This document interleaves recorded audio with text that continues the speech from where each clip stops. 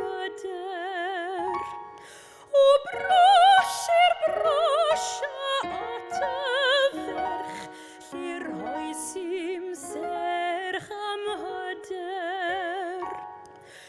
Dosti ati dywed wrthi, mod i'n oer o'r dŵr yn heli, mod i'n irad am ei gweled, ac o'i chariad yn ffeili a cherdded.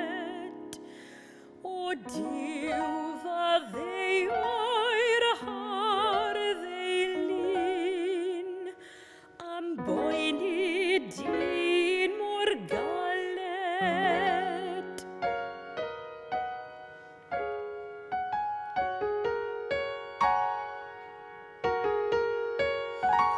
Pan o'n yn hoenus iawn fy hwyl, ddiw arnod gwyl yn gwylio. Can fyddwn fenyw lan arioed, a'r ysgafn droed yn rhodio.